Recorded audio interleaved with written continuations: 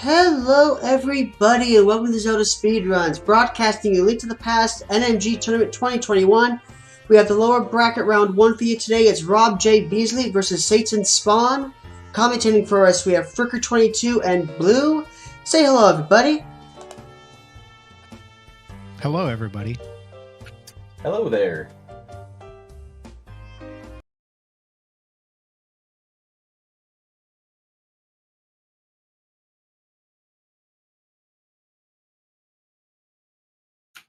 Yeah, this race should be starting fairly quickly. It should be a pretty good match. I'm excited for this. Yeah, both players have PB'd since the tournament started. Rob has twice, including, I believe, just minutes ago, finished a 130.45. So knocking on that door of sub 90 here. P being right under the wire. That's got to feel good right before a tournament match. You hope so, yeah. I feel like if it was me, I'd just assume that I was going to mess up the match then. Yeah, it's kind of how the game goes, but at least, Rob's going to go in with some extra confidence. And Satan on the other side, she's had some very good runs for the last couple of attempts, so looking forward to this.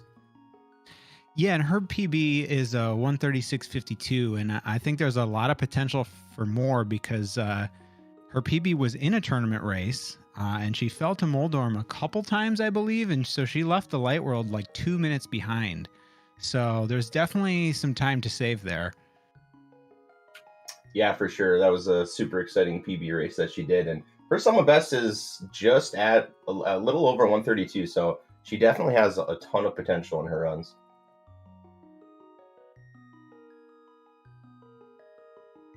And I think we're about to start here.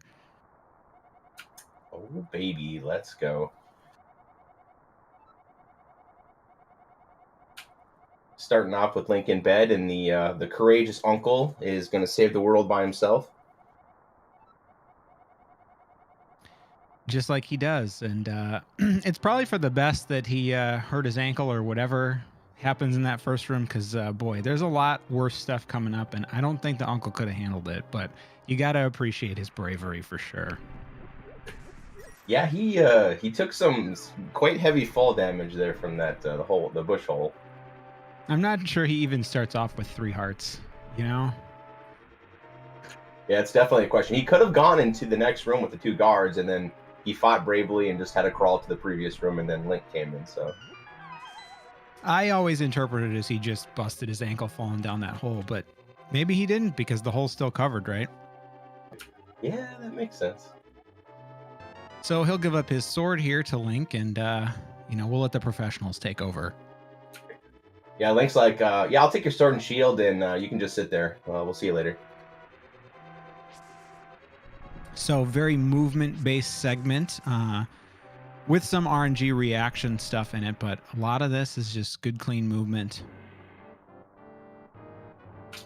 Yeah, some pretty simplistic rooms up ahead, just a little bit of RNG reaction to some of the guards in the hallways, but we're making our way to save Zelda from the cell that she's locked in from the first kind of mini boss of the game, the ball and chain guard, which can be kind of scary at 3 hearts. Yeah, it can be, and I think we'll see slightly different strats from them. There's a couple ways to handle it because there's some pots in the room. So you can slash that ball and chain guard 8 times. You can throw 2 pots at it, or you can do a mix of 1 and 4. I know we're going to see Satan do 1 and 4, and I think we're going to see Rob do 8 slashes. Yeah, we'll see how that matches up. 8 slashes can be extremely hard because if you clink the ball and chain or you get hit, you're pretty much losing time at that point to a 1 pot, which is pretty safe and comfy. So we'll see how it goes for both runners. Yeah, I know I was dabbling with it a little bit, and when I actually timed the room, although it's technically faster, I wasn't getting faster times, so I just bailed on it for now. Work on other rooms first. Yeah, it looks like Satan caught up just a little bit there on the boom guard. Rob just missed the poke spin, so we had to go for a few extra slashes. You never like to do that, but you can still have pretty good escapes with even some small mistakes like that. Oh, absolutely.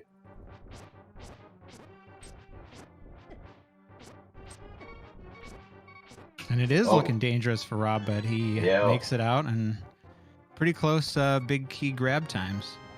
Yeah, it looks like Rob took 2 clanks and 2 hits from the ball and chain, so can be a little scary. He may elect to grab a safety heart, possibly through this hallway or in the dark room.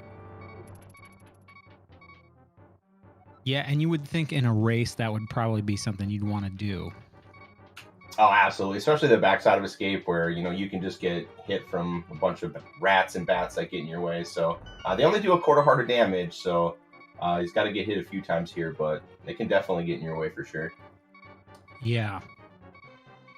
And speaking of movement, this is one of my favorite things is just the times where you'll see runners have Link just jam his nose and rub it up against the wall, but technically that's the most optimal way to do it. Yeah, basically it just saves movement or Link on possible bad movement if he's facing right. So obviously if Link is facing up or left, he switches off between 2 pixels and 1 pixel. So we'll try to keep it that way for the duration of that particular hallway.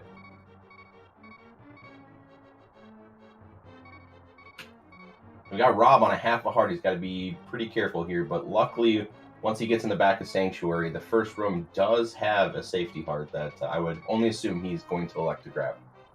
Yeah, I would think so. You do have to watch out because there is a rat that can get in your way before that, and that could be dangerous, but we'll see what happens here. But really neck and neck going into the back half here. Yeah, the rat coming up, the possible bad rat RNG, he's definitely Master Splinter. Yeah, he comes out of nowhere like a ninja.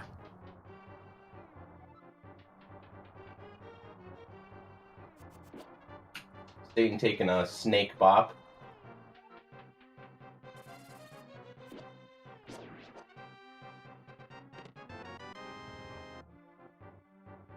And some of these dark rooms can be tricky because there's just, without being able to see, you don't know where they're at till they're right on top of you. So it's really easy to take a bop somewhere, and especially that last room. Yeah, for sure. It really just comes down to a very quick RNG reaction. We'll see what both runners get for the rat RNG here. Looks like Satan gets the Seattle, while Rob gets a little bit more friendly rat.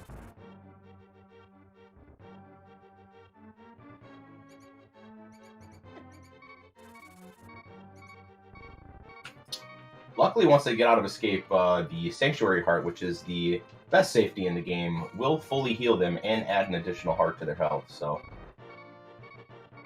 yeah, and I bet Rob is eager to get that. Taking another hit there right on the way out, but a 6 flat escape for both of them by their splitters, but it looks like Rob got there a little bit sooner. Yeah, 6 minutes is definitely a good time for Escape.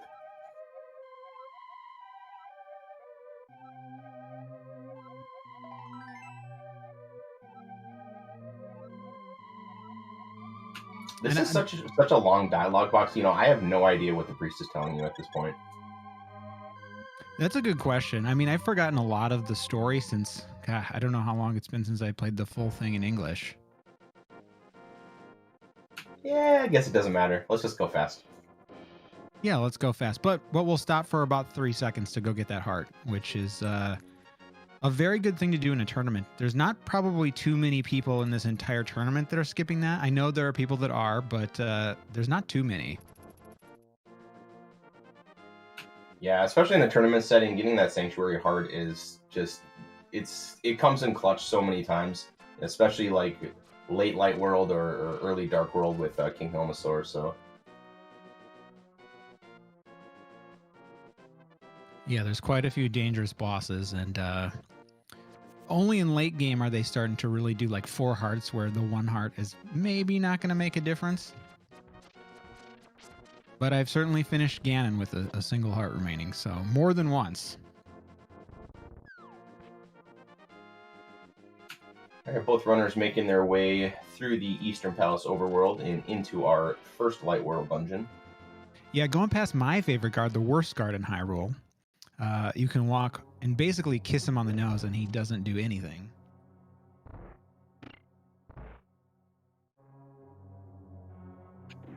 Ooh, Satan saving a few frames with the boom.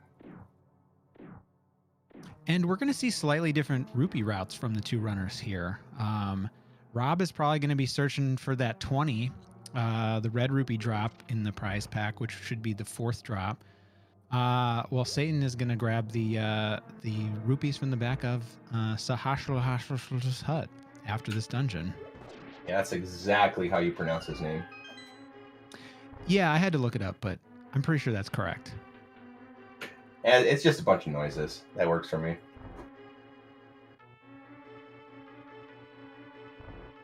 And as far as the rupee route goes, the Saha rupees in the back probably save maybe like 4 to 6 seconds, depending on how the rest of the run goes. So,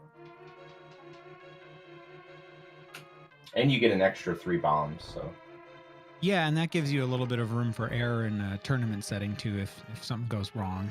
There's obviously other bombs later on in the run, but having them early can never be a bad thing, right? Yeah, for sure. Looks like Rob gets the blue rupee drop. I didn't see a previous drop, so I believe the green is next.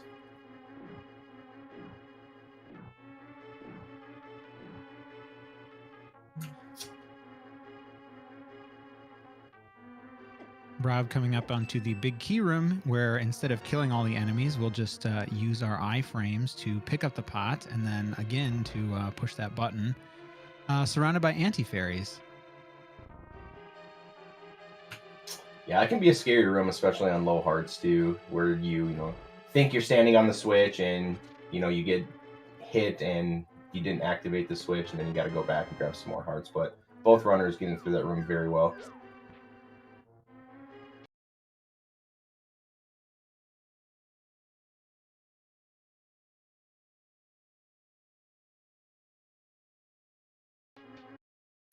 Satan going for the 1 slash and gifted with greenies.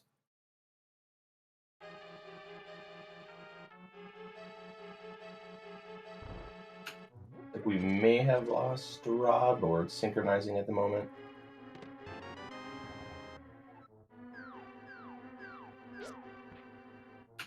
Ooh, Satan accidentally fires an arrow down. Just gonna have to reset these double readies. Hopefully she gets them both in the same cycle. Nice job.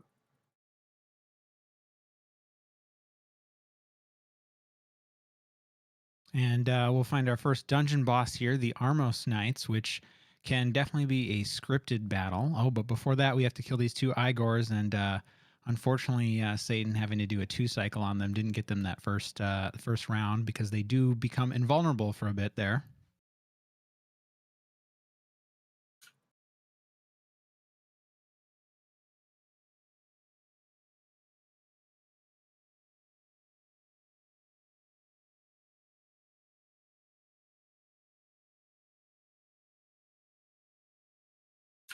Yeah, I definitely have lost Rob on the multi-link here. So Satan just finishing up Eastern Palace, and we are going to get the boots to go zoom zoom.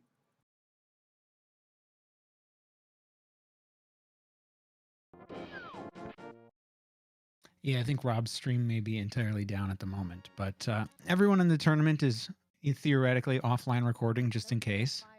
So hopefully they'll be back soon. Otherwise, we'll just talk about the run we can see.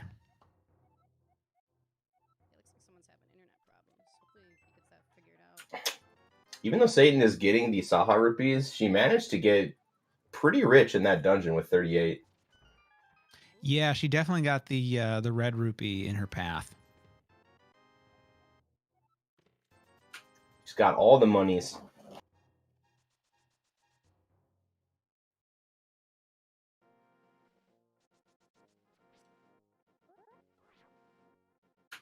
Satan hitting the first minor glitch of the run, the infamous spin speed. That can be quite troublesome at some times.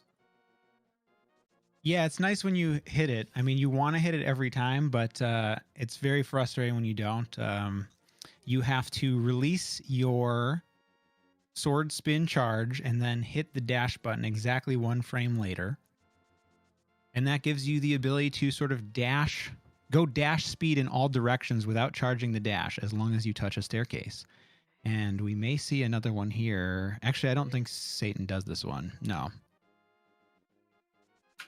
Yeah, the library spin speed doesn't save too much on time, and if you end up messing it up once, you've lost time at that point. So Some runners just elect not to do it and stay consistent.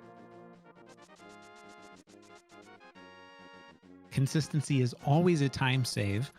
And then some runners elect to do it because we are on this same screen and have to do that same spin speed later. But it's more important because there's guards on the screen to dodge, including the fastest guard in Hyrule.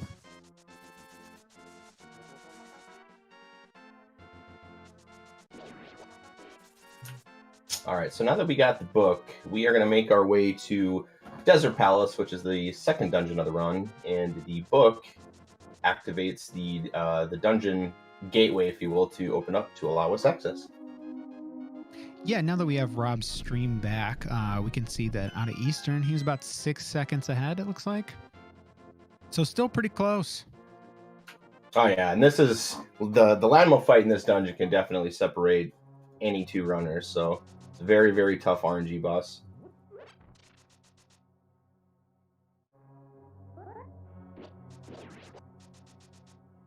Yeah, and it'll probably look like they're more than 6 seconds apart, which they might be because there was at least a bonk on Satan's side that I saw, but that rupee route will kind of change where that time is. It's only like a 4 to 6 second time save to do the tree rupees, but you're shifting where you put that time around, so that's now going to be in the Ega Tower split for Rob.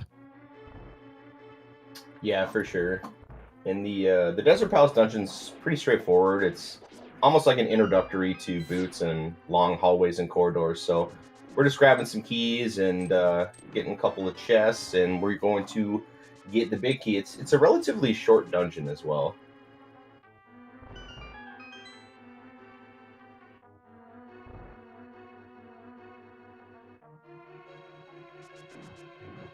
I didn't see what RNG that Rob got on the cannonballs, but we'll see how the room goes for Satan. Very nice. Good RNG. Dash in, dash out. That's what you always hope to see.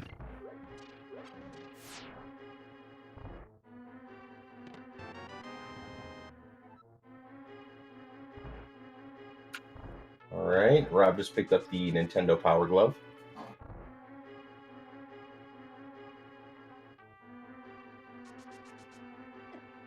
Oh, and he gets caught in the sand trap there. That's actually a pretty tight movement. If you don't get that dash off like pretty quickly after the screen transition finishes, you will get caught like that. Yeah, it's definitely a tight dash, and some of those dashes are very hard to hit, especially coming out of a transition, because some of the transitions are longer in other rooms than other corridors, so it's kind of hard to time sometimes.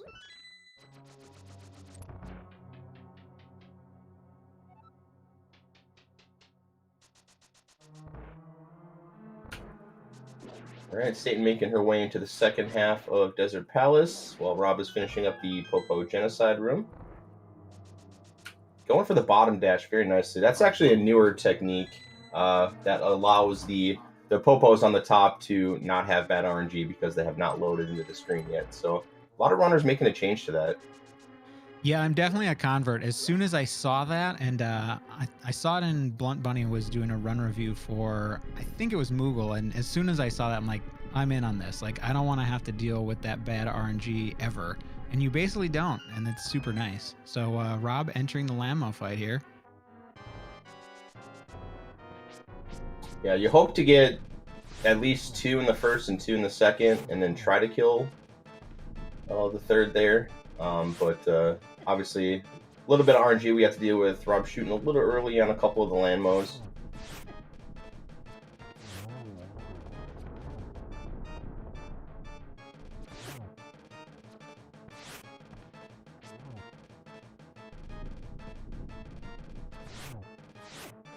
Looks like Satan had a pretty good first cycle as well. Ooh, Rob getting a quick hop.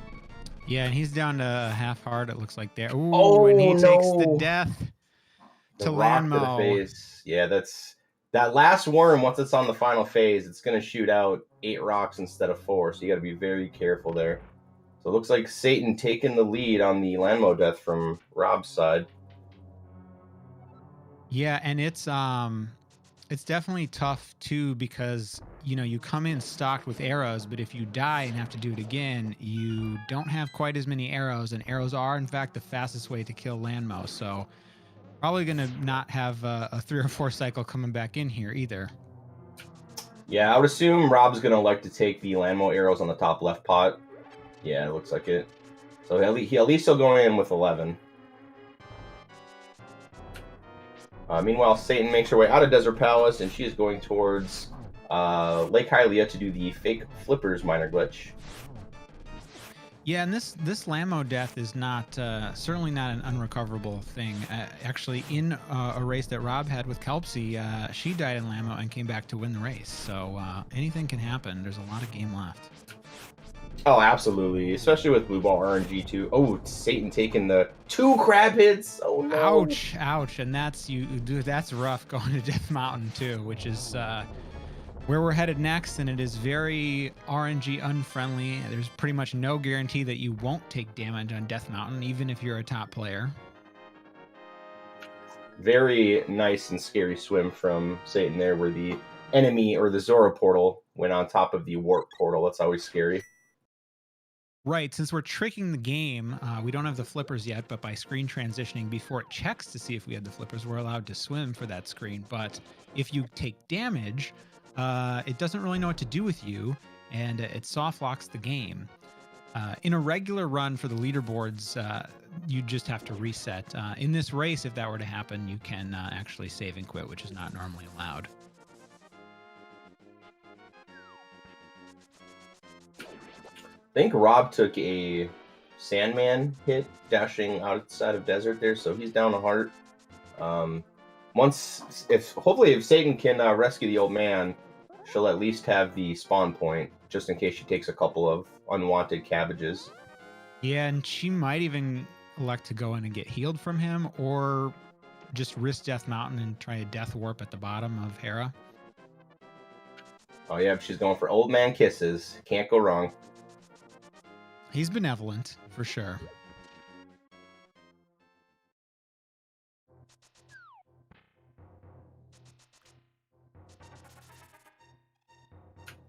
Yeah, this is... Going up Death Mountain can definitely be rough, because taking boulders and squirrel hits can really make the Hera segment that much harder for you. And speaking of those spin speeds, this is the one place where you really don't want to miss it, because you can possibly take more damage just with those rocks falling down. But it's a big time save to have that one, and possibly a health save if you do get it.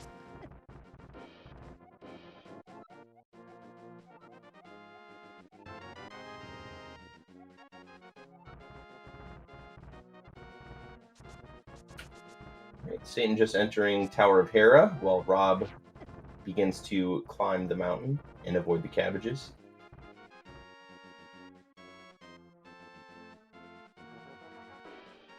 Both of them out of arrows, too, I'm noticing. Yeah, they both had some pretty rough landmo fights, and of course Rob having to go back a second time with only 11 arrows. Hopefully, maybe they can get an arrow drop on a beetle or even a Kadongo. Would definitely help out either runner. Yeah, because those arrows can really be helpful for some faster strats in the next dungeon after this one. For sure. Depending on if either runner gets a drop of arrows or doesn't, they may just elect to grab the arrow pot going into the cave towards the Lost Woods. And it looks like Rob took a death. Yep, that was very intentional, though. So instead of mirroring out, he's just going to get a free heal at a slight time loss by restarting at the start of the dungeon with a game over. Yeah, makes complete sense, especially if you're a little bit low on health. It's always better to die there intentionally than to go through this tile room and then die in that the big key room here after, or something like that, and then you have to do the tile room again, which is one of the longest, most boring rooms in the game. Yeah, nobody wants to do that tile room twice. But I'm sure we've all been there where we've taken a death in tile room. Yeah, that or mirrored out before you got the big key. That's how I've had to redo it most recently. Alright, Satan sitting on 2.5 hearts. She does hit the crystal switch, so she'll have some hearts to pick up right before Moldorm. Yeah, probably a good choice there. I don't know at what point you would grab the switch, but if I'm under 4, that's when I'm starting to think about doing it for sure. Yeah, absolutely. Satan's setting up the bomb jump here. She's going to do the bonk. It opens up the bomb jump by an additional 2 pixels, making it 6 pixels and much easier. So she does that bomb jump very well. Right, and her sword slashes are just a timing thing because you need to be in the air when the bomb is exploding still for that to have that additional range.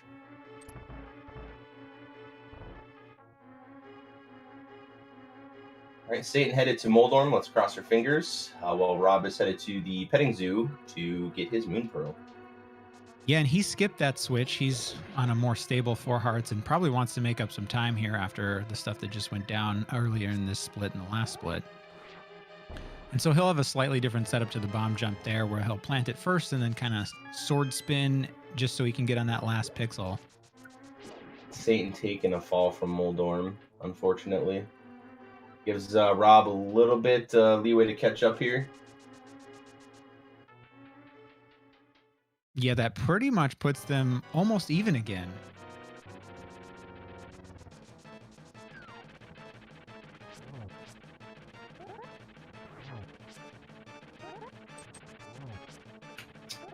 Ooh, taking a bob. She almost fell again. But as you can see, as long as you hold away from the pit while Moldorm is attacking you, you won't get knocked off the edge. Satan with the final poke. Oh, this is pretty close. Looks like Rob just barely has the lead here, but very nice fight from both. Yeah, wow. For me, that crystal grab was totally synced up, so it looks like we got a nice even race here.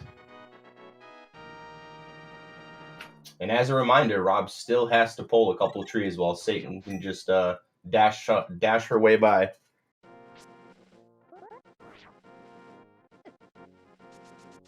Both runners still sitting at 0 arrows, so we'll see if either runner elects to grab this 5-arrow pot in this cave. I 100% would if I were them, so hopefully they both do. But we'll see.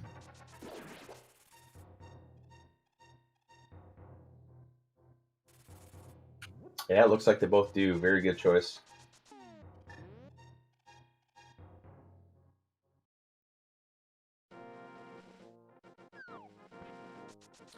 So now we'll see the tree pulls here. You have to pull the first tree to release the blue rupees and then kill 4 enemies without taking any damage to set up the second tree to release 4 red rupees, which will give us the amount that we need.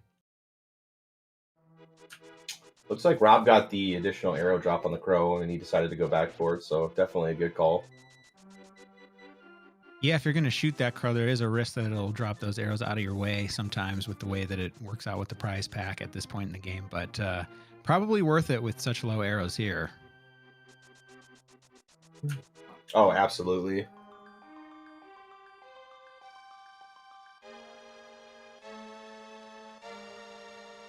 I think you want to have at least a minimum of 6 arrows going into Ganes Tower just to do all the fast strats. So we'll see if Satan looks like she's down an additional arrow. So we'll see if she decides to go for a more conventional strategy for the first room in Ganes Tower. The Din Din strat, ringing the dinner bell. I think she might be doing the Din Din regardless of the arrow count still, possibly.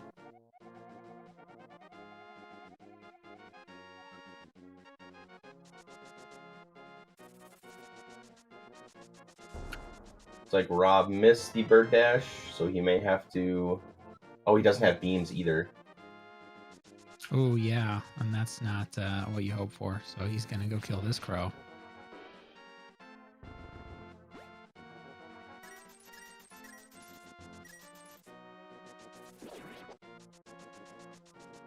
So we need 110 rupees in the next split in order to pay the monkey to let us into the next dungeon, Kiki.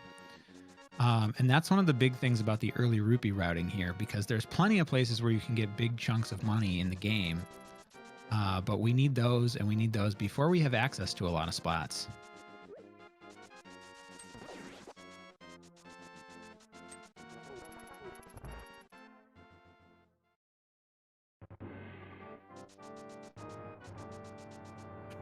looks like Satan entering Ega Tower at 28 flat. We'll see where Rob enters. Oh, Satan just missing the double spin on the right guard.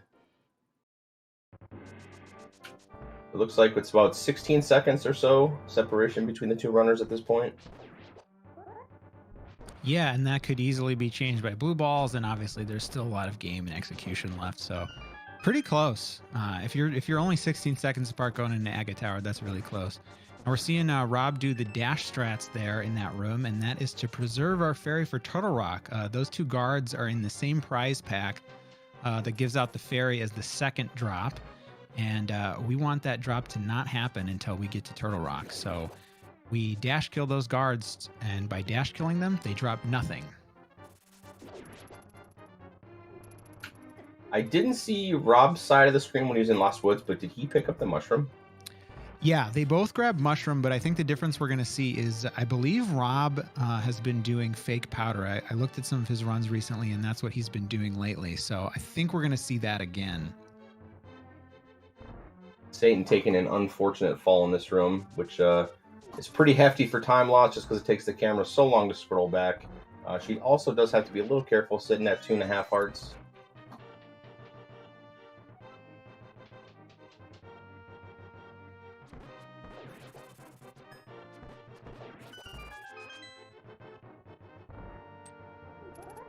That did give Rob a chance to pull ahead by about one room here.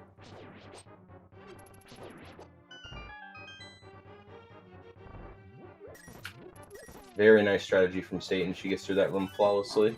Yep. And there was a heart drop, but just in terms of catching up, she decided to skip it. I might have grabbed it just with such low hearts, but we're almost through the most dangerous parts of the tower here.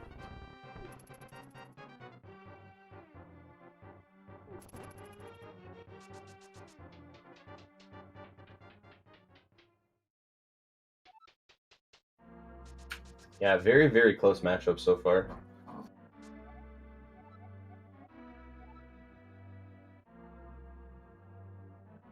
So coming up on Aghanim, he will be kind of the gatekeeper of the run and possible separation for the two runners.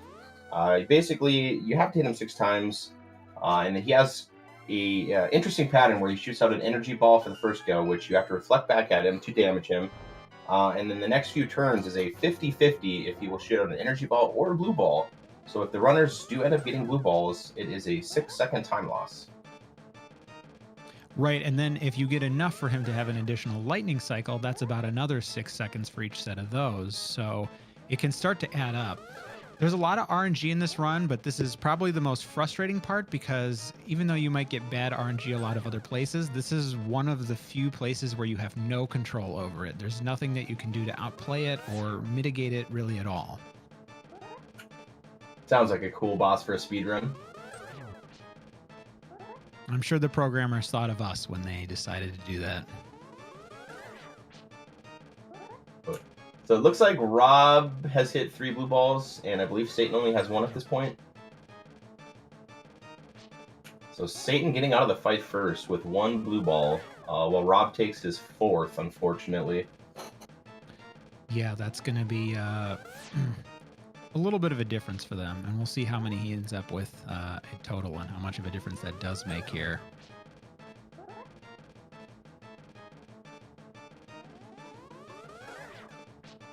And there's the 5th one. This boss is a bully. It looks like Rob getting out with only 5 blue balls. Only 5. Out of a possible 15, so if you look at it in that sense, it's not so bad, right? Yeah, exactly. Getting 15 is quite the accomplishment, though. Yeah, each one becomes exceedingly more rare and lower percentage as you continue to go up past like 7 or 8. You know, then it's just like less than a % chance for that set. Looks like Satan had to do a double dash. The Hinox threw 2 bombs, so very, very good RNG reaction on her side.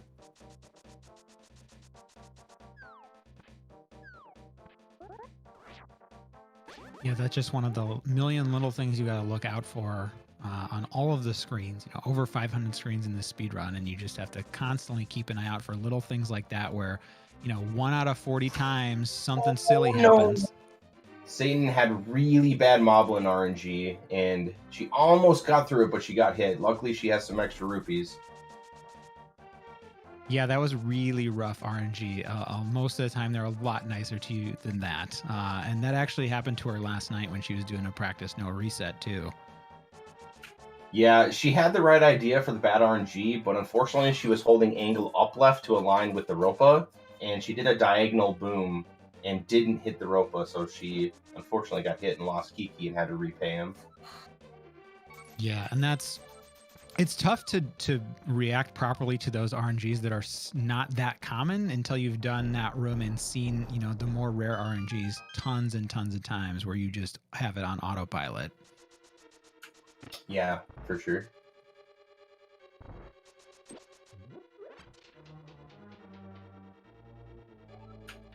So both runners into the first Dark World dungeon, the Palace of Darkness.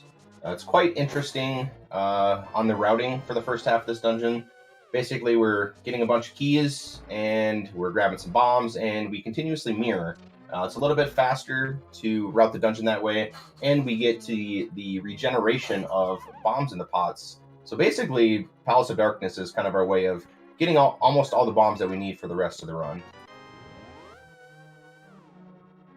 Yeah, and this dungeon actually used to be routed a slightly different way where you'd kind of go and get that key in the room north, that hub room first, and then you jump down and do it a whole different way with a lot less mirroring. But I believe that was at a time in which we were always getting those bombs in the back of Saha's hut at the beginning. So that gave us an extra 3 that we didn't need to worry quite as much about that either.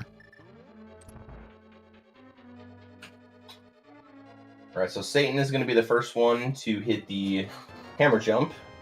Kind of a difficult trick, but does save quite a bit of time. Basically, she's going to be placing the bomb on a specific pixel and then replacing Link on a different specific pixel. And that's going to allow us to take the bomb blast through the rail and get access to the big chest without having to go a couple screens to the right and grab a small key in the basement. So using nice menu buffers to figure out which pixel she is on. Looks like she gets it. Very nice. We'll see how Rob's hammer jump goes. Very, very nice. Rob made a little bit of time there. Super smooth. He definitely had less buffers. I didn't get a count on each, but I don't think he buffered a whole lot. Maybe once or twice at the most, whereas there was like 3 or 4 on the other side.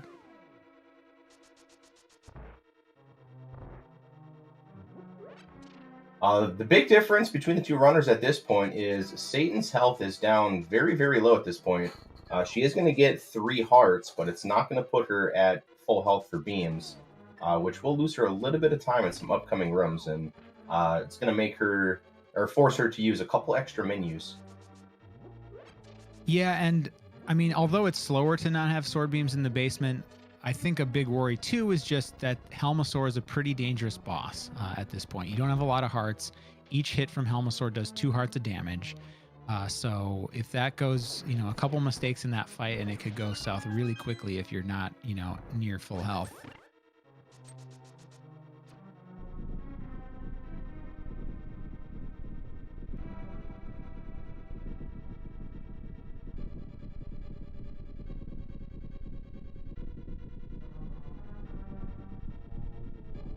So despite some of the mistakes that we've seen, Satan is actually still on PB pace right now. And that's kind of that run that she PB'd with in that previous match where, you know, that light world just went really poorly and the dark world went awesome for her. So still on pace, about 31 seconds ahead entering the dark world.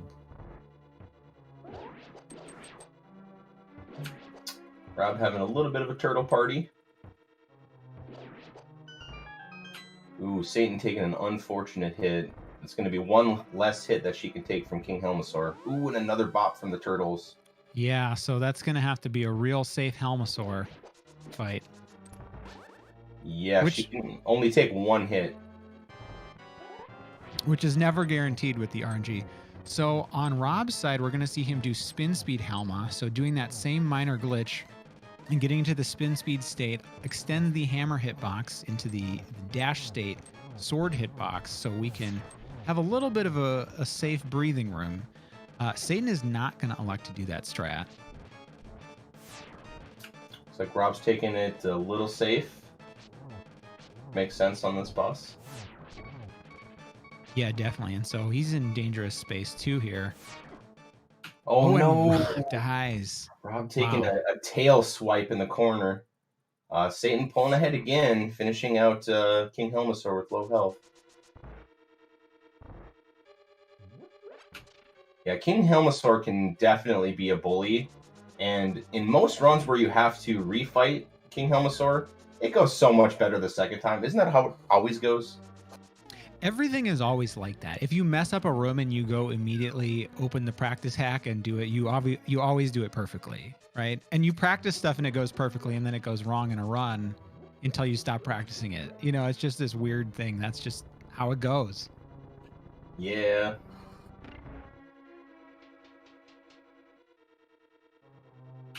Satan getting another chance to pull ahead here.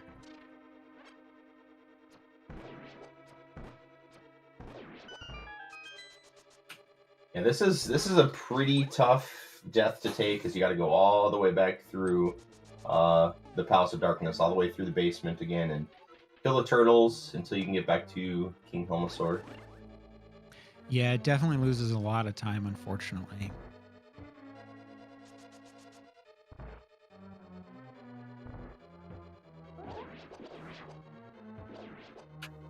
And of course, second time around, turtles goes very well. That's how it goes. Still plenty of game left, though. Yeah, the Dark World is long. I mean, we're only, you know, a little over a third through the game now. So there's still a lot that could happen. And there are many punishing deaths that you can take at various places in the game. Helmasaur is definitely not a great one that you want to take. But as Vortex has pointed out here, not necessarily the worst one.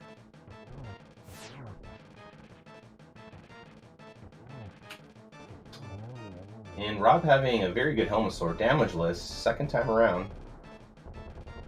As you prophesized. Yeah, that's how the game's coded.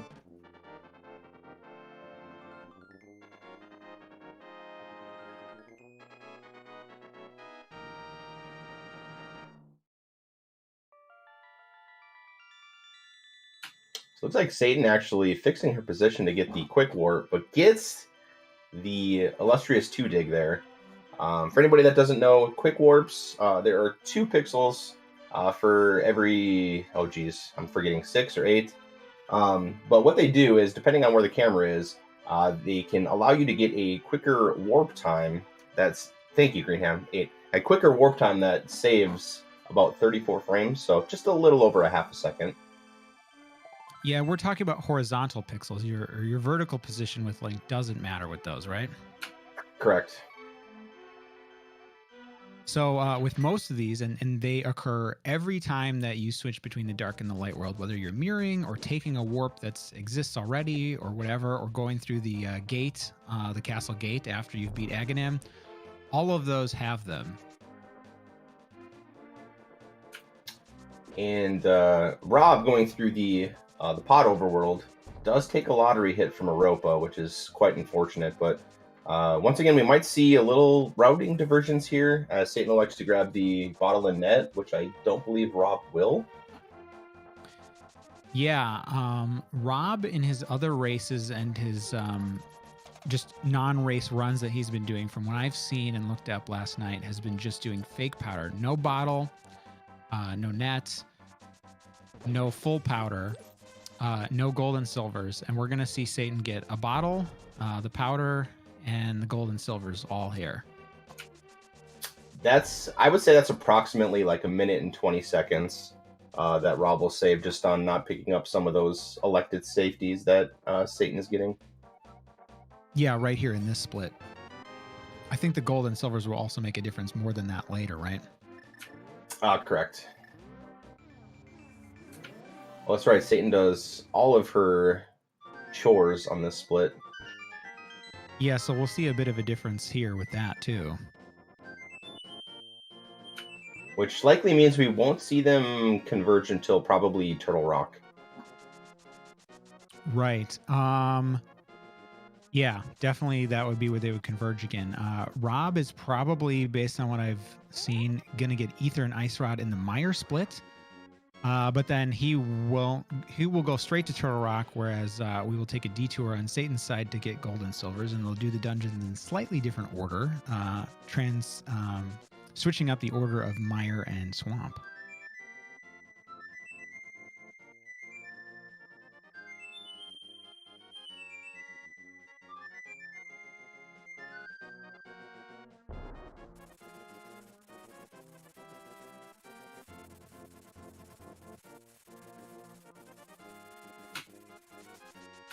So you see on Rob's side of the screen, after activating the bird, he is going to be going straight into the Dark World and headed to the second dungeon, which is Thieves Town.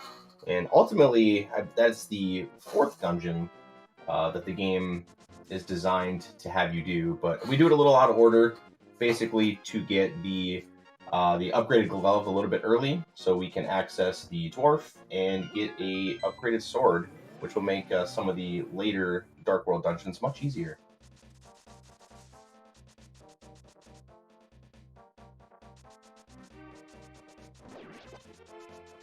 And the nice thing about this dungeon too is that blind takes the same number of hits regardless of which sword you have, so that upgrade doesn't really help for this boss anyway. Whereas the other bosses die much faster when you have the tempered sword.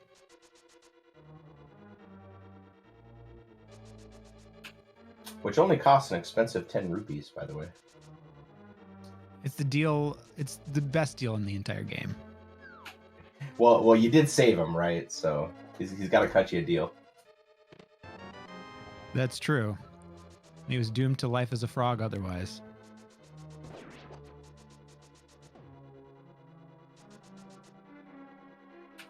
right, so Satan getting into the Dark World, ready to head to the entrance of Thieves Town. While Rob makes his way toward the back to grab a key, and he's going to be headed to a couple of tough rooms with Gibdos, but more importantly, the Hellway, better noted, very difficult room where you try to get a pixel perfect dash to avoid RNG, and even if you do, sometimes the game just says no. And he's going to get the RNG and the pixel. Gamer.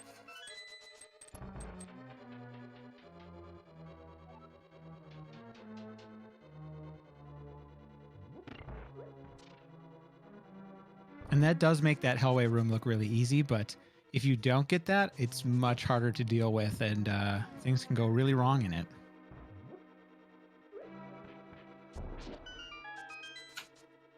Grasshopper's giving Rob just a little bit of trouble in the bombable floor room.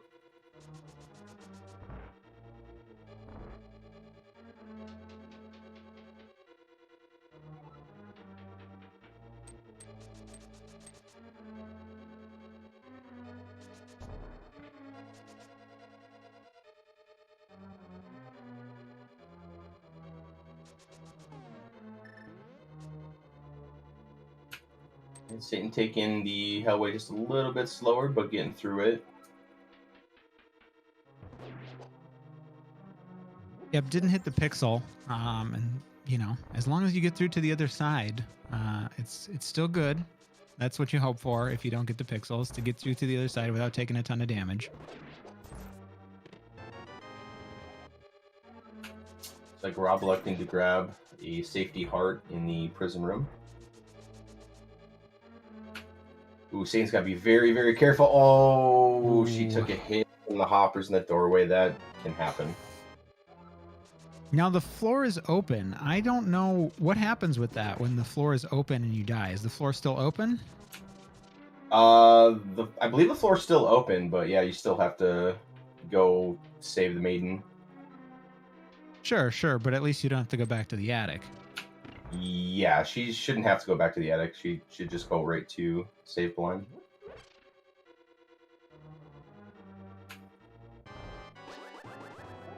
She does have to go a room up, though, to make sure she hits the crystal switch, though.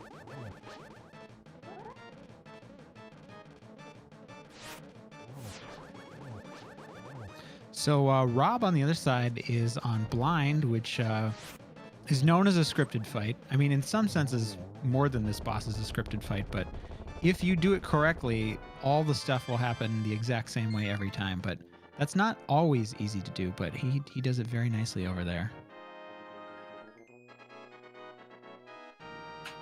Yeah, casually or, just starting the speedrun of this game, blind is a very, very tough and scary boss, especially if you have to do the refight. And kind of, once you get the movements down and the timing and just know all about the script, it becomes pretty easy. Yeah, the refight is a lot harder because when you come into the room the first time, you bring the maiden there and it's set up a whole different way where you're behind her, as opposed to when you come to the room, if you've died, blind is already spawned and ready to start attacking you as soon as you enter that bottom of the room. And I actually didn't really know how to do blind, like how to recover from a death. I just would always reset it, and I took the time to learn how to do it for this tournament just in case. Yeah, for sure. It's always good because there's 3 hearts under pots that you can get beams before you go to the blind refight. So that's typically the way to do it.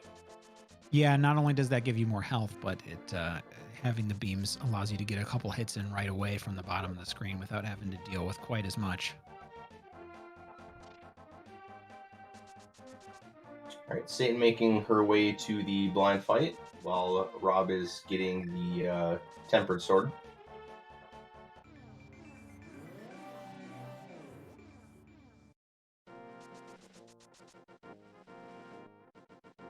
And it's hard to say at this point because of their route divergences, but that death might make them about tied right now. Even though it looks like Rob is way ahead, Satan has done a lot more of her errands.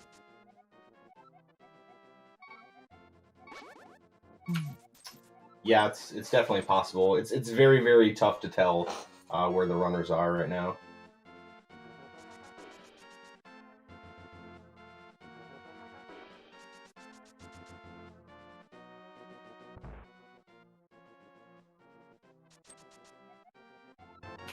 All right, Rob coming up on the most important trick of the run, as you all know, the fence dash. Oh, going back for a second try on that spin speed.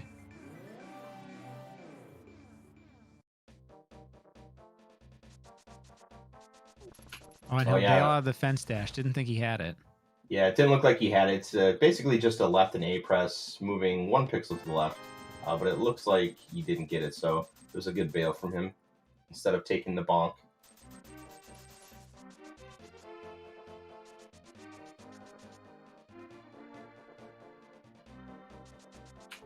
Yeah, that is absolutely correct. Math is quite impossible. Yeah, I mean, why do math when we could just wait? I mean, we only have to wait like half an hour, you know? We'll find out. Sounds easy enough to me. Rob currently in the worst room in the game. Definitely debatably the worst room in the game. It's it can really troll you, and it's not even so much that it affects you and that you do it slow, but you can lose a lot of health there, which can affect later in the dungeon too. Oh, for sure. Especially as you'll all see, that Rob's on his way to do a bomb jump, so he's going to be taking intentional damage from the bomb and then also falling in the pit to gain iframes on the next screen. So getting hit in that room prior can really be tough for the rest of the dungeon.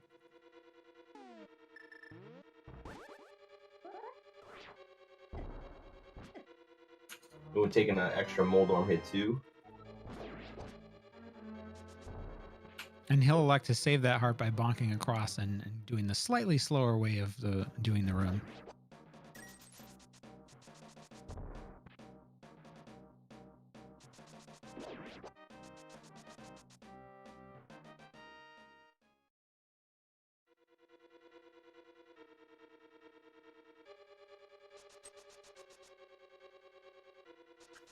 Satan getting the fence dash. Oh, but the rubber bush bonk. You hate to see it, especially after you do get the fence dash. Oh, I've been there plenty of times. It's not a good feeling. No, it's not, because it's so soon after the joy of getting the fence dash, which isn't the hugest time save, but for some reason just feels stupid good. Yeah, it's kind of like you're sitting there and you're like, yes! And then, no!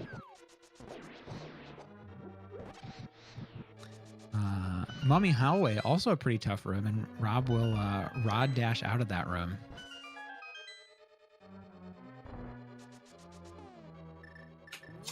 I'm electing to go for the mirror menu. I'm a huge fan of that for the mummy key. Yeah, it's great. I mean, you can read your position, and that's really true of, I mean, all of the menus in the game, most runners at this level are starting to use deliberately. You want to read RNG with it. You want to read Link's positioning that you stopped on with it. Ooh, and Rob is taking a moth death. Yeah. Well, fortunately, a moth death isn't the worst death that you can take in the Dark World, so he can get back there pretty quick. He does have to make sure he pays attention to his magic to get through the mummy room, but it's relatively not too bad of a death to take. Yeah, with the way that Skull Woods is designed, and the way that you die, you warp back to the last entrance that you came in for the dungeon, and with it being divided into multiple entrances, that really helps it mitigate the amount of time loss that you would have compared to other dungeons.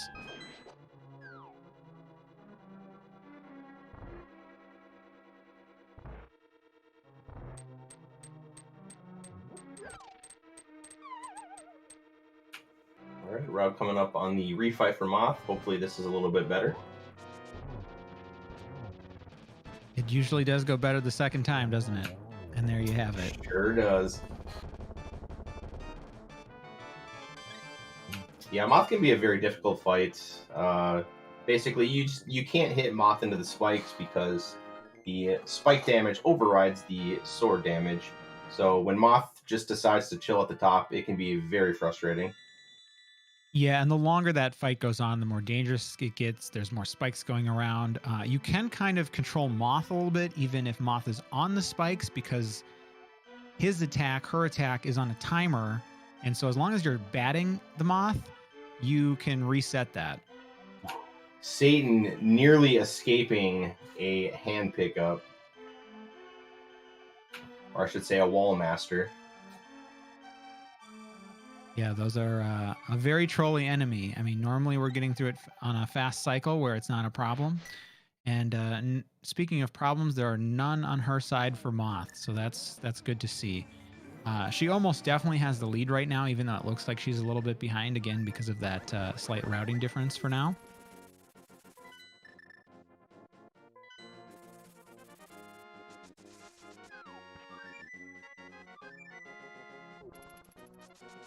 And it sounds like that's going to end up being a gold Skull Woods for Satan, I hear her saying on her end. So we'll see how that turns out. Meanwhile, Rob going through the Ice Palace overworld, which is a very lengthy overworld. Yeah, there's a lot to do here, and it has, in terms of just like moving through a screen that's not that risky of dying, I think Zora's overworld is one of the hardest ones in the game. It's long. It has all those diagonals, and if you mess it up, you're falling in the water, taking a splash. It looks like Rob electing to go for the Louis dash there. Just grants him a little bit of safety to avoid the lottery.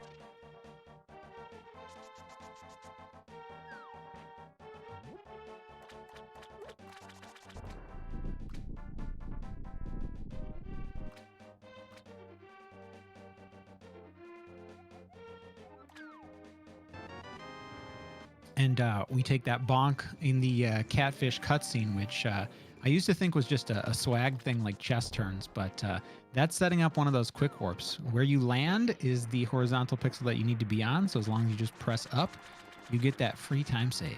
That sweet, sweet frames. So Rob taking an extra splash before getting into Zora's domain. It looks like he tried to cancel going into Zora's domain with an angle up left input, but for those of you that don't know, you actually exit Zora's domain where you entered. So it's not too big of a reason to get as far left as possible.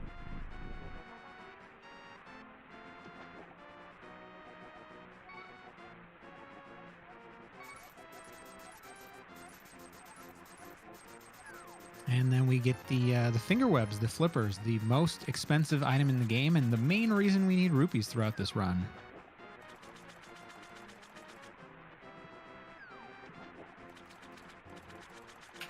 Yeah, I don't know. King Zora's planning like a keg or something, because that's a lot of rupees.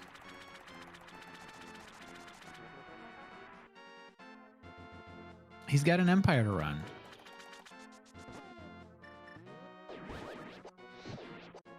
Oh, and a lot of fun crab and Zora stuff going on as we go for this warp here. So he does use one of his fire rod shots. You get a little bit of free magic in this to use for stuff like that, but this the magic is a little bit tight in this dungeon.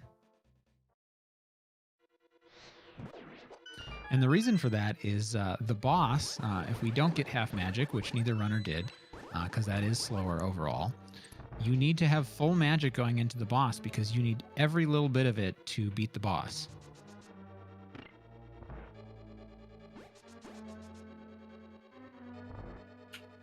Yeah, and Ice Palace is actually a very fast dungeon, mainly because we skip half of it with a bomb jump. Hooray. Skipping dungeons is what speedrunning is all about, right? Yeah, you do not want to go through Ice Palace the intended way the developers wanted you to, because it is terrible. Yeah, they actually knew about this routing of the dungeon. I think as far back as the 2003 task by Flagidius, but it didn't start showing up in routes until 2008 when Tampa tasked it, because I guess even though we knew about bomb jumps, no one like tried to bomb jump it until then. And then that totally changed the route. You would often see Meyer before this, so you could get the Cane of Samaria, which makes the puzzle a little bit easier to deal with. But you still have to go through a lot more of the dungeon than this. Yeah, for sure. I actually did Meyer casually when I was a kid because I couldn't figure out how to get through Ice Palace. I just struggled with Ice Palace every time I replayed this as a kid, which was a lot. You think I would have like learned it, but it's just, I mean, even the people that play this so much don't even know how to casually get through Ice Palace. So it's just a dungeon like that. And Rob had a very, very clean Ice Palace bomb jump. Yeah, and I think he's probably been practicing that. He actually took a game over in a race and forfeited at that point against Parisian player. So it's good to see him get past that. And his previous PB, not the one he hit today, but that one he had a little trouble and took 3 tries to do the Ice Palace bomb jump. So I bet he spent some time working on that room. He also goes for the stair clip and doesn't get it. So that room he loses a little bit of time on.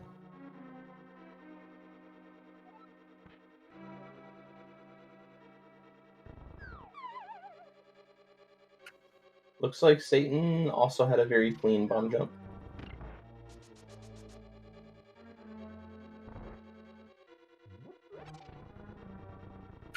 Alright, Rob dropping into the most dangerous boss of the run. The game intends you to have the blue mail from the big chest in this dungeon, but since we skipped it, we're just going to have to stick with the green mail. So any hit from Cold Stare is going to take 4 hearts of damage.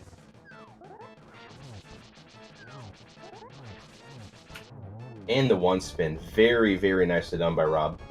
Yeah, and I wasn't sure what we were going to get there because I've seen in some of his runs him do double poke and single poke cold stare, but doesn't matter what you do as long as you come out alive relatively quickly.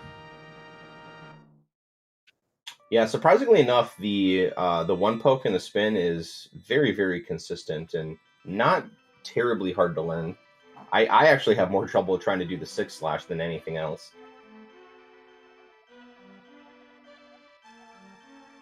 I find that it's nice to know all of them. Well, I don't know the 2 poke, but if you fail, you can kind of fall back on these other strats because a lot of times this run or this fight does not go as you intend. And speaking of that, we see Satan die here, but I do believe she has a fairy, which is good because this is a really rough spot to die. Not only do you have to redo the dungeon if you get a game over here, but you're also out of magic. And you can't even get back into the dungeon because the first room requires magic, and you have to find that before you can even do that. So, uses the fairy, but we make it out alive. Yeah, and you can see from Satan's strat there, just doing the 6-slash. I mean, those puffs can spread out so quickly, and you know, it can go south so fast. So it's a very, very tough strat to do. But Satan cleaning it up nicely. Yeah, I mean, this boss, and like many of the bosses in the game, although some strats might be technically more challenging, there's something to be said about killing it fast, making the fight a lot safer.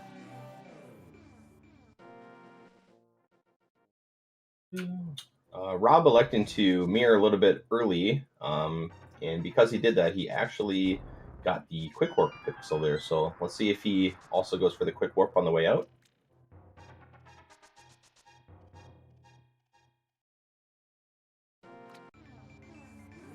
Doesn't look like it, right? He did not get it, unfortunately.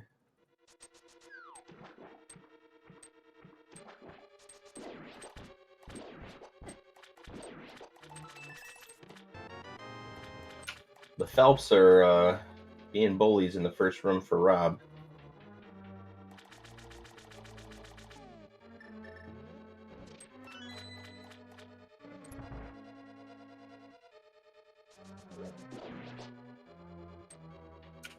Rob may elect to grab some additional arrows in this dungeon, but he's definitely set on his bomb count. Yeah, three will take you through the rest of the game. Well, at least without, I mean, there's some automatic refills on your path pretty much, but he's in good shape. And as you can see, Satan electing to go to do Misery Mire before Swamp Palace, so it sets her up in a good position to get the gold sword and silver arrows afterward. Right, you're just already closer to where you need to be when you beat Swamp Palace 6th.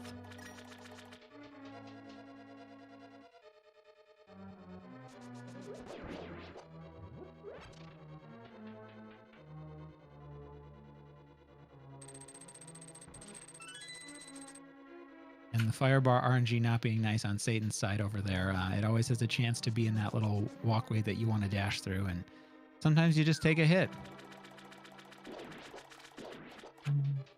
And over on Rob's side, Swamp Palace is actually the second intended dungeon of the run, so he's not going to be taking too much damage, but because there's water everywhere, movement becomes pretty important, and then quite a bit of enemy RNG. Like I said, he won't take too much damage, but they can definitely bop you and lose you a little bit of time during the segment. Right, so because we have so many more hearts than the game intends for you to normally have here, because we have the Tempered Sword already, it's easier than an intended playthrough of the Swamp Palace dungeon. And so when you're starting out with the speedrun, it just, you know, it doesn't feel like a hard place that you're scared of in the run. But the truth is, it's a very easy place to lose a lot of time because of just all the randomness that's involved and all the movement that's involved.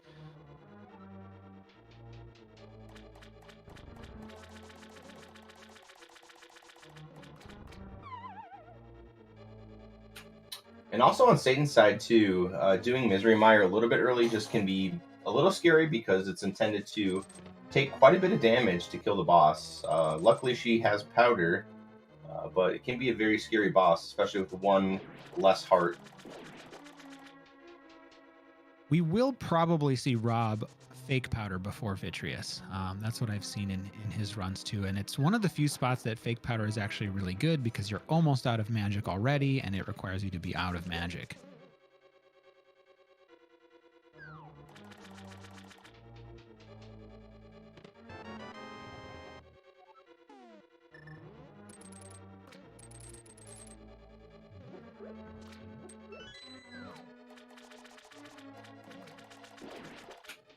All right, both players getting their dungeon item and making their way to the back half of the dungeon. Satan taking some extra damage on the spikes here, not timing things quite right. Oh, this is looking a little bit dire. So you can't actually hit that switch when you're on your iframes. So you want to time it so that you come up at the right spot. And that's a full game over for Satan. So she'll have to come back in the front side of the dungeon and not have sword beams from Meyer 2. So that's going to be a decent time loss on her side. Yeah, you can still get a decent one cycle with the Fire Rod. I'm not sure if she knows that strategy, but it looks like she's taken some additional cycles from the Wiz Robes here.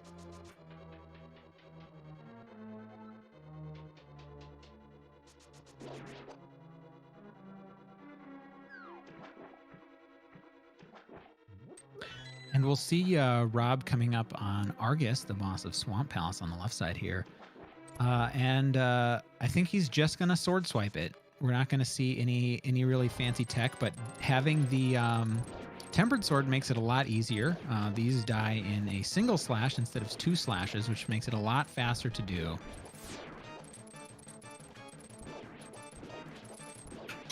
Yeah, Rob finishing with a cozy one cycle for sure.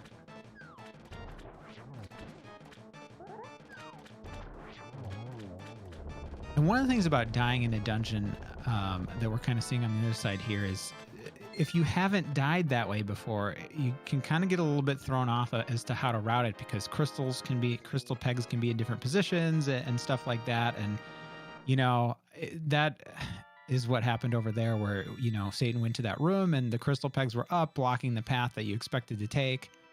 And that's just, it's never fun.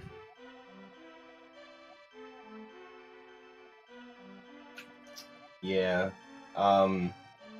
Because Satan took the death, she didn't have to go back to get that spike key. So she already has a big key, so she just took the left side to get toward the basement a little bit faster, but trying to conserve using her powder so she can do spooky. Right, which, and that's what we're doing here. You dash and have the dash dust on the screen at the same time that you drop that cane block, and it keeps something that we set up earlier where when we fluted last and the bird dropped us off, we made sure it was at a certain elevation. And basically it's kind of like math. We don't really do it. That's how it's done. You just pick up the rock from the bottom and you're fine. That sounds perfect to me. But because Satan took a death, she did not need to do spooky 1. Yeah, and I think I've messed that up before too, where it just throws you off. And now by just planting that block, it's going to mess up the rest of spooky 2, I think. Yeah, she would have had to kick up some dash dust before placing that block, so she will have to do Meyer DLC. Yeah, and not only that, but the anti-fairies weren't there to take the fire rod hit. They were already lit loose from her popping her head in the room before. And so what's happening is the fire rod's hitbox is being expanded, so it actually can, from kind of the top left of that screen, hit the crystal switch in the next screen that we bomb our way into. And you have to have it connect with something, and it needs to connect with one of those anti-fairies in order to trigger that. Satan making her way into the Vitreous fight while Rob continues to do all of his chores.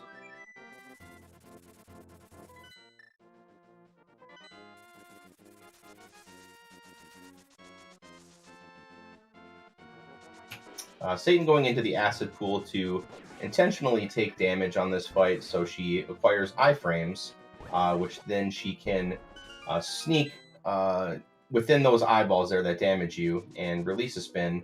She finishes Vitreous off very well.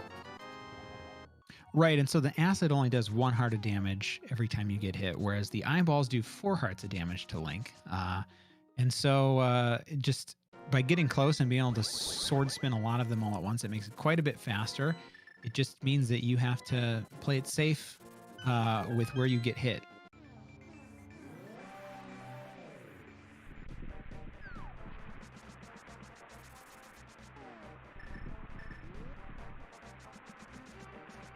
And so Rob is now heading over to Meyer here. And we're getting close to kind of seeing the differential here.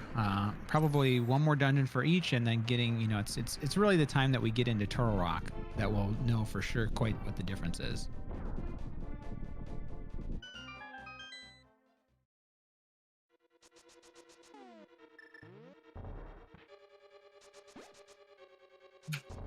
So as we see now, Rob is making his way into Misery Mire, while Satan is going to be going to Swamp Palace.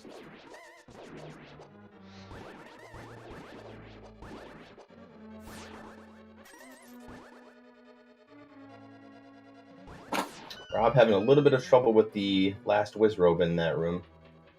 And it's often always the Wizrobes. The trick with the room is to try and get the Wizrobes all before they disappear the first time, because then you have to wait for them to respawn, whereas the Popos just hang out there and they're a little bit easier to kill while you're waiting, with less waiting.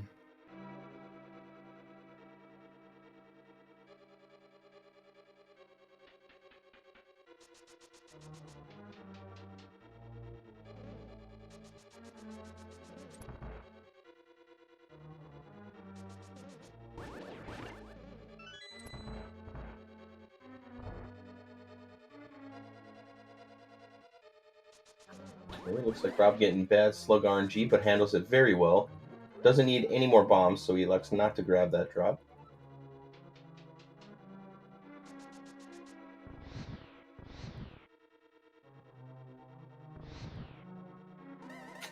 Satan will be getting gold sword and silver arrows. It'll be after she finishes Swamp Palace.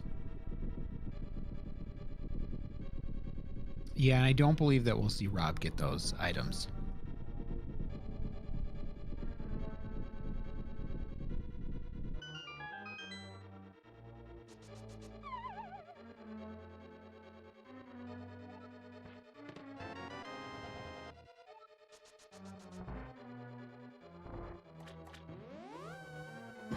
And Rob making his way back through. He does have full hearts, so I'm very curious if he will opt to go for Spark Gamble or not.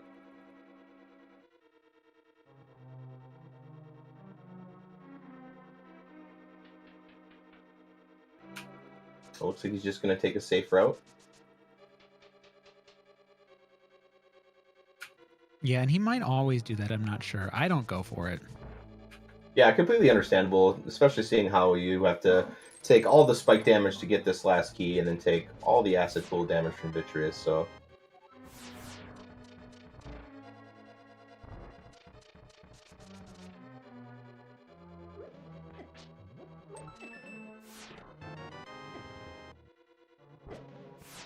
And he does take an extra hit or two in that spike room as well.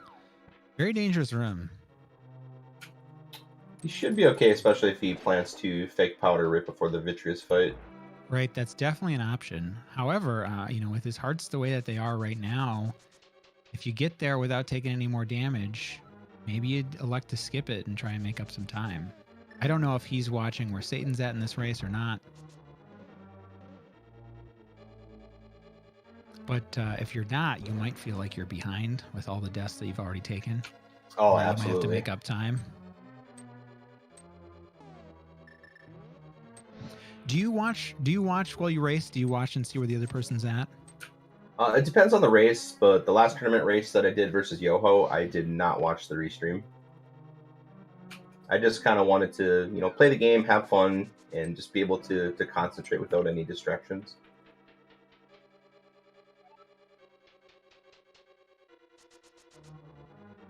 Yeah, we're skipping the fake powder there. It's like Rob's going into this fight feeling very confident. I wish I could do that. All right, cleans it up very nicely with a 0 cycle. Yeah, you love to see it. And 0 cycle meaning that Vitreous does not get his lightning attack off before we get him ready to emerge from the goo.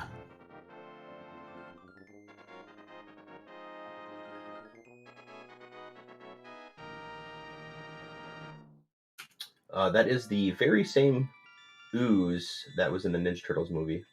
Just saying. Oh, is that what affected Splinter in those sewers? Yeah, exactly. Earlier. That's why he runs around and tries to hit you, and Vitreous is shooting lightning and all that fun jazz. Yeah, and I think for people wondering, at this point, I think it's pretty safe to say that Rob is ahead, especially with Satan grabbing those gold and silvers. Rob is about to head straight to Turtle Rock, the final dungeon before the final dungeon, the penultimate dungeon, if you will. And then that's where their routes will converge, is the entrance of Turtle Rock, and he's about to be there.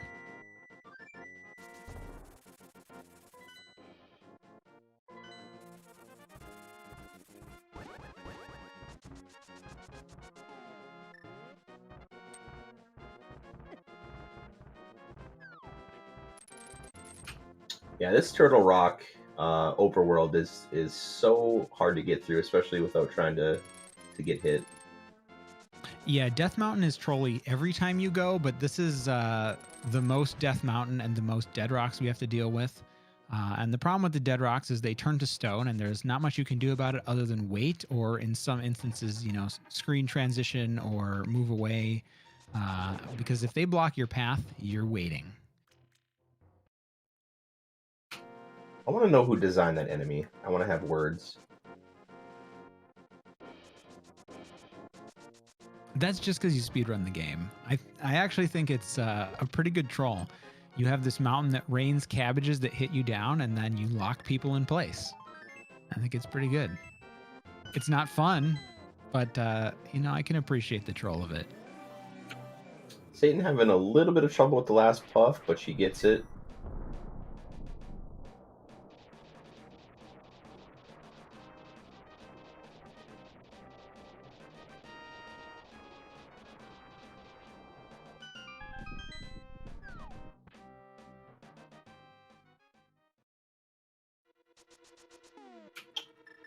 Rob going into Turtle Rock, he is sitting at least one arrow below where he wants to be, so I would assume he's going to get the arrow pot.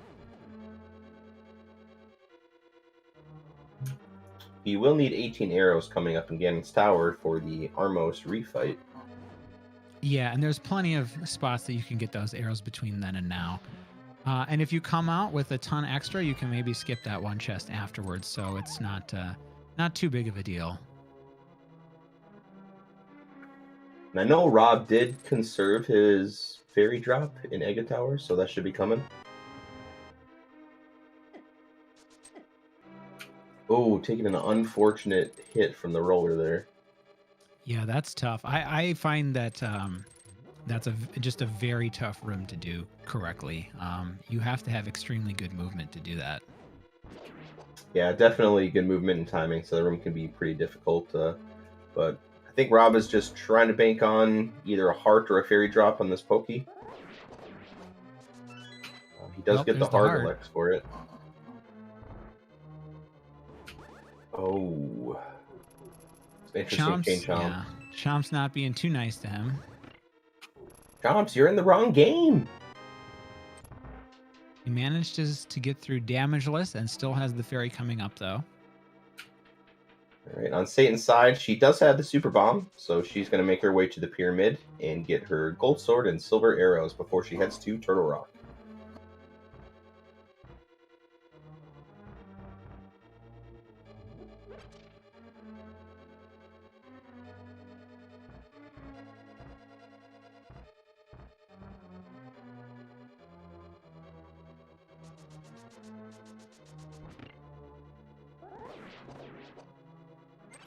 Gets the fairy drop, but does get bunny beam. Shouldn't be too much of an issue. Yeah, and this is not PB pace. At this point, you're just trying to survive and go reasonably fast to stay ahead. Yeah, luckily Rob knew the tech to kind of kick up some dash dust outside of that tube to save a little bit of frames from the bunny transformation back to the Link form. And also sitting at full health with beams, so it's going to make a few of the upcoming rooms a little easier for him.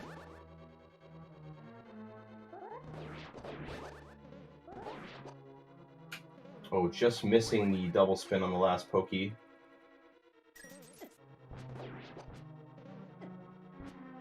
And there go the beams, so that yeah, having them for that crystal roller room is not an option anymore.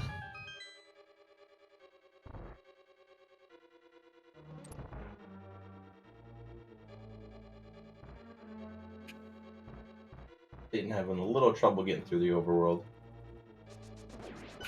To be expected with Death Mountain, though. Of course, yeah, that's why they named it that. And Rob trying to get that second cane block off in order to hit the crystal switch, but has to wait a little bit.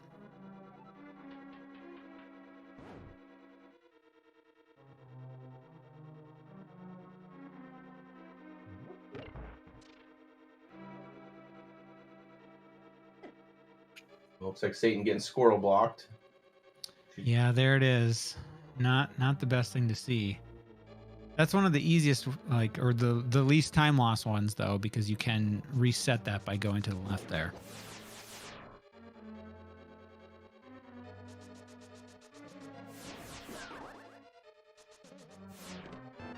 And Rob doing the laser skip over here. The game wants you to get the mirror shield, the big chest item of this dungeon, to block those lasers so you can walk right into it. But if we just line up on the right pixel, we can just dash our way right in. No problem. Unless it gives you problems.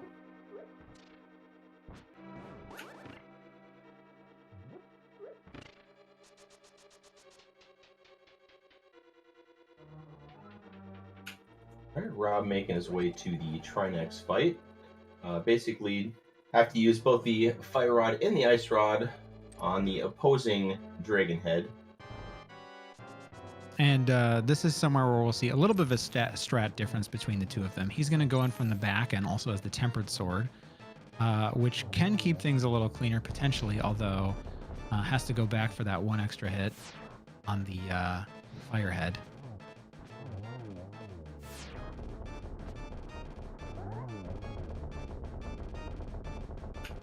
All right, finishing up Trinex, going into its second form, just takes a double spin and then one slash. Very nicely done.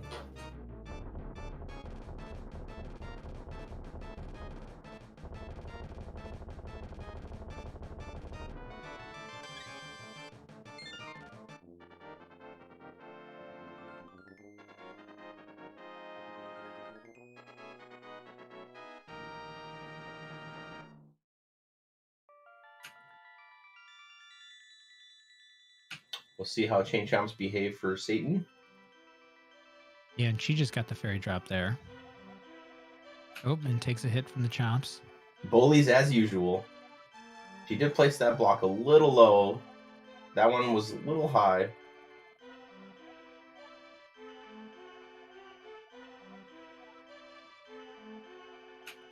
Just doing what she can to bait them in a different direction. So it looks like she gets out just fine. She makes it out, yeah. You can breathe a sigh of relief once you're past Chain Chomp room. One of the most dangerous runs in the rooms in the run. They do 4 hearts of damage, isn't that right? Yep. And that can add up quickly as they're... it's a room where you can pretty easily, if it goes wrong, you can take 2 hits or more. Yeah, basically everything after Ice Palace just does so much damage because the game is expecting you to have at least blue mail at this point, so everything hits like a truck.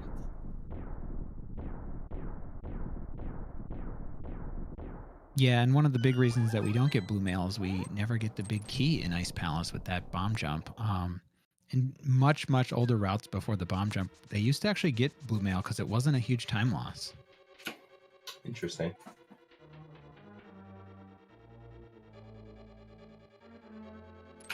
All right, Rob making his way through Ganes Tower. I love watching Ganes Tower. It's just, it has so many unique rooms and techniques to do. So it's always a joy watching good runners go through this.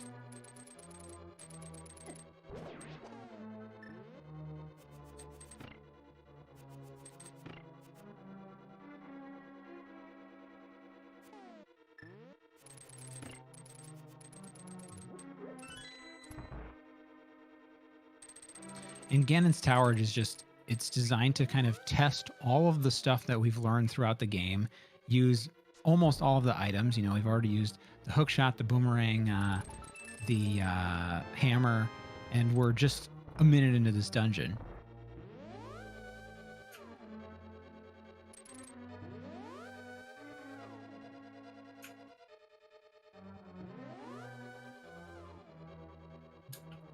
All right, Rob making his way to the Ice Armos fight. So in Ganon's Tower, basically what it has you do, it has you refight all of the Light World bosses, but with kind of a new twist to them. In the Armos fight in Ganon's Tower now is covered in ice. So it makes it a little bit harder for movement. Yeah, and he accidentally took that warp before that we like to bonk over and skip because it saves a little bit of time. But he's going into the Ice Armos fight with 30 arrows, so if it goes smoothly, he may elect to skip the chest afterwards. It gives us 10 to save a little bit of time. Satan with a nice laser skip, but just getting hit on the way out.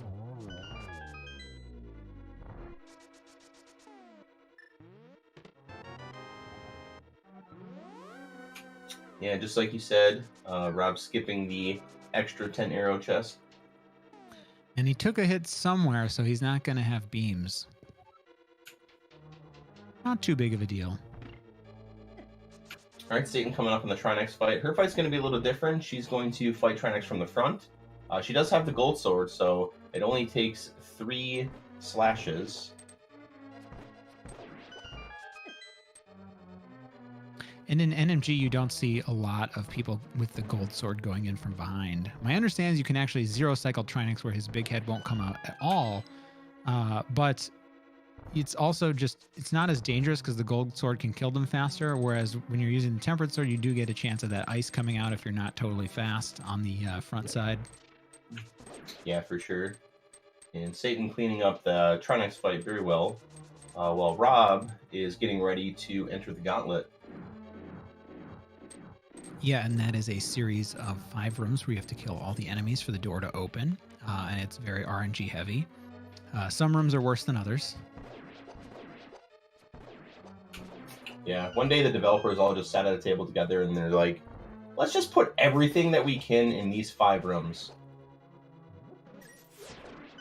You want BMOS? You got it. You want ice? You got it. Spikes, Zigzag, throw them all in there.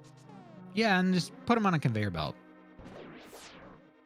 Yeah, good idea, good idea. Let's do that.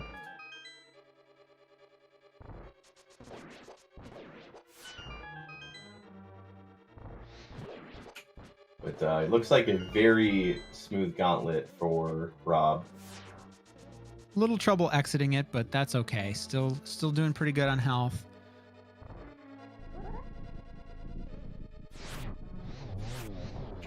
The Landmo refight here, the twist is just having the fireball shooter during the fight, which makes it a little tougher for timing, but not too much trouble.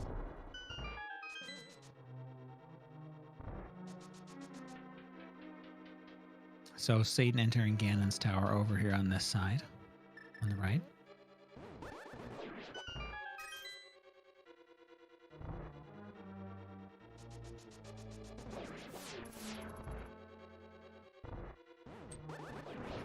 And we'll use that Cane of Samaria with its 4 projectiles in all directions to try and take care of these Wizrobes faster in these 2 rooms. And Rob does fall off there, gets knocked off by those meanies. The Fusda Bridge.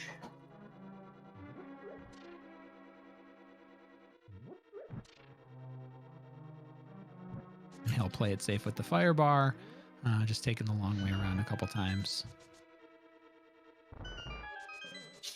Once Rob gets to the top, though, he will definitely fake powder. I would think so, yeah. Yep, he's Yeah, already nice. setting up for it. Yep, using those extra fire rod shots to drain his magic, because I think this is the first time we're seeing him use it in the run. You need to have no magic. You need to throw down the cane, pause, and then switch to the mushroom, and then use the mushroom out of the pause. And there you go. Glorious game. Yeah, and I think that's a newer thing. It hasn't been around for quite as long. Yeah. Right, Rob has a very clean fight with the Moldorm refight.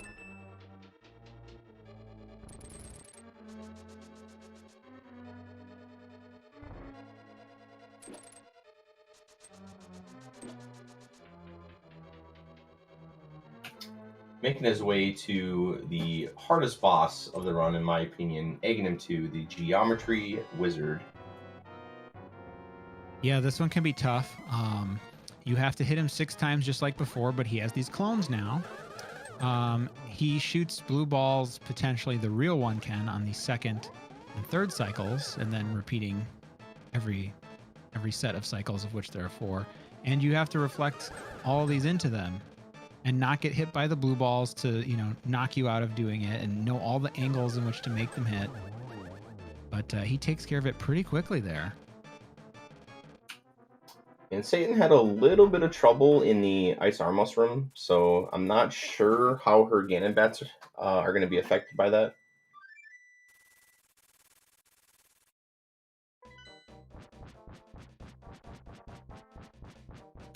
Basically, it's called arc variable. If you spend a little too much time in the Ice Armos room or gathering up red mail, the Ganon bats will spawn and form differently and fly away differently than the pattern that you're used to. So it can give some runners a little bit of trouble if you don't know what's coming.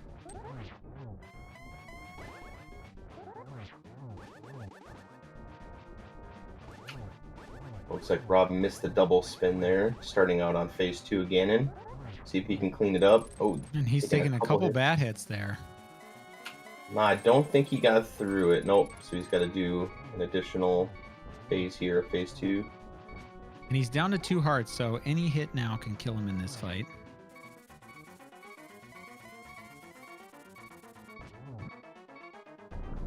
Alright, gets your phase 2 onto phase 3. It only takes 1 slash to get through 4 times.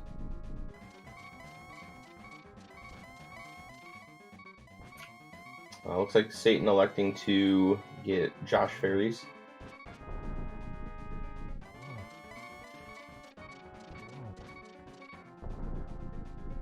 Yeah, might not be a bad choice, when you're that low on health entering the gauntlet, because the next time you can get a refill is after the gauntlet.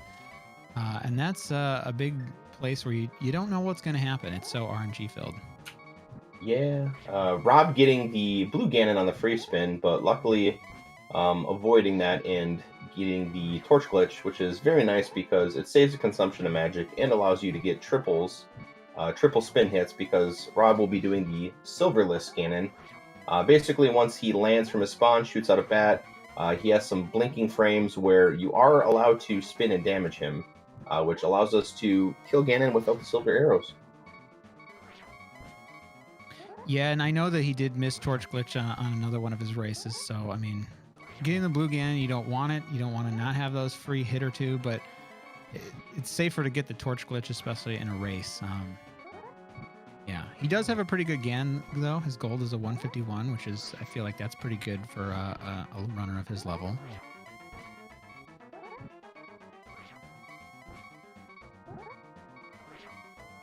Missing a few spins, though. Does have to be careful here. He's really low on magic. Yeah. Yep, Rob electing to go to the lamp. Good choice. Just in case. Can't use the lamp with your sword out. Yeah. Oh, no! Takes a death on, like, the last spin. So that's going to be a pretty significant time loss, but I would still say that he has the lead, obviously, because he's right back at Ganon. Yeah, he does have to get some magic. He can elect to flute and bonk a tree for full magic. He does have 1 shot left, maybe?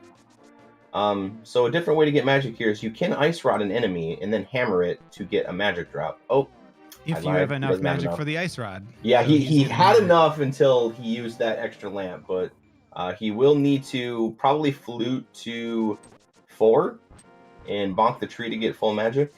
Might be the fastest way. Or no, it looks like he's going to get the Uncle Pots.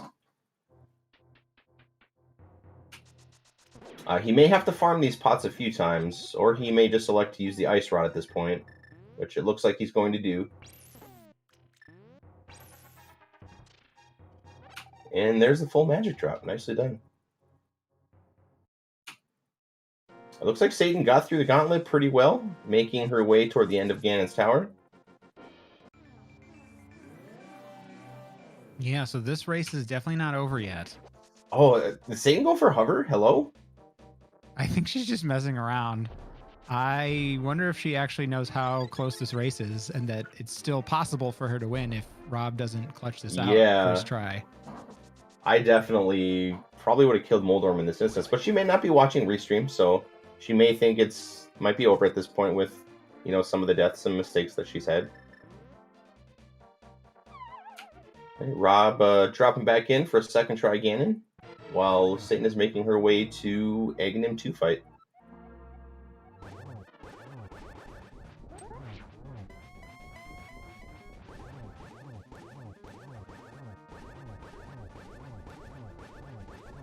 Yeah, so we're back to Ganon again.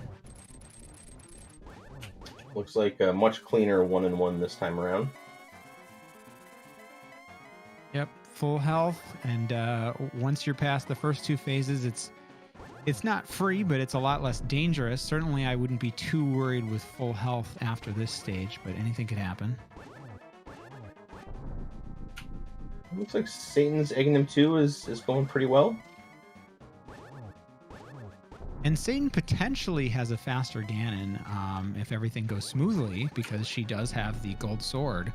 Yep, and which silver is a little arrows. faster.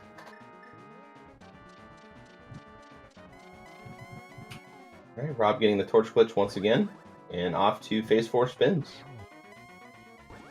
Boy, if this finishes within like 14 seconds and that Joe cover is the difference, it's going to be really sad, isn't it?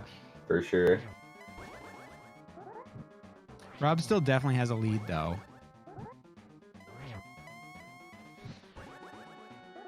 Gosh, this has been a really exciting race.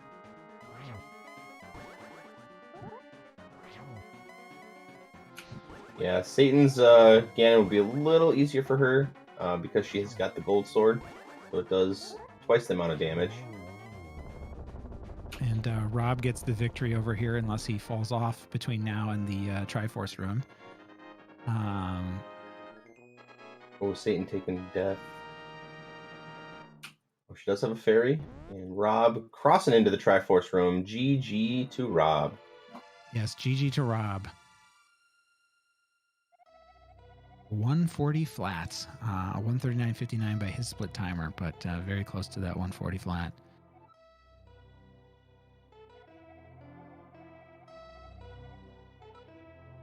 All right, we're going to watch Satan finish up here. She will probably elect not to go for the torch glitch, mainly because she does have silver arrows, so it's a little bit easier to trap Ganon in the middle of the screen. Kind of forget about the torch glitch, but we'll see what she does. Oh, looks like she does hit it. Okay. Set up for a triple. Oh, when she walks into Ganon with the hug. Yeah, the Ganon hug does 8 hearts of damage. It's the most damaging thing in that fight, and I think maybe the whole game. I can't think of anything else that does 8 flat right to Link.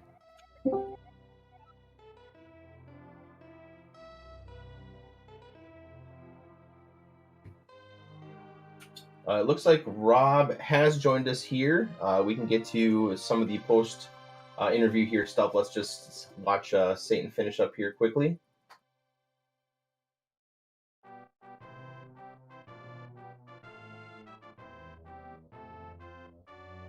Missing a few slashes there on Ganon, but she got through the 1-1. Up, and we'll see how many warps we have here. It looks like Rob has joined us here. We can get to some of the post interview here stuff. Let's just watch Satan finish up here quickly. And these Ganon warps are 50-50, but everybody knows how much of a bully Ganon is. Missing a few slashes there on Ganon, but she got through the 1-1. Up, and we'll see how many warps we have. And here, besides Aghanim and his blue balls in the first fight with him, this is the one of those other RNGs that you really can't control. You just have to keep slashing and going through until he decides you're done. All right, these so Ganon warps are has to hit Ganon with 4 silver arrows. She's got how much of a bully Ganon can be. There's 2. She'll definitely have to light the lamp one more time, but hopefully we can finish this off with 2 more arrows. Right, and besides Aghanim and his blue balls in and there we go. First fight with him, this Satan. is the one of those other RNGs that you really can't control. You just have to keep slashing and going through until he decides you're done. All right, so Satan has to hit Ganon with 4 silver arrows. She's got 1. There's two. She'll definitely have to light the lamp one more time, but hopefully we can finish this off with two GG's more in chat for arrows. Satan. We are joined by Rob J. Beasley. GG on your run. Rob, how do you feel? Hey, GG. That was the loosest speedrun of my life. Yeah, that's kind of sometimes how it goes, right? Yeah, there were a lot of adventures, a lot of boss refights that I wasn't expecting. Yeah. Well, fortunately, you had a good run earlier today, isn't that right? Yeah. Somehow I PB'd like just before this race. Yeah, we were talking about whether that was a blessing or a curse to happen before a race at the beginning of this. How does that feel now? Yeah, often the first run after a PB is not great, so maybe there's some of that in there. But shout out to Randomizer for me remembering that there's magic near Uncle. Yeah, did it take you a minute to decide what to do? Because I didn't have an immediate backup strat in my mind. I just thought about it for a second, and I knew the ice rod worked, so I tried that. Then I realized I didn't quite have enough magic for an ice rod shot, so I backed up into that. By any chance, were you watching the restream just to realize how close it almost came at the end? I was watching Satan's stream, not the restream, but yeah, same sort of thing. I knew where the race stood.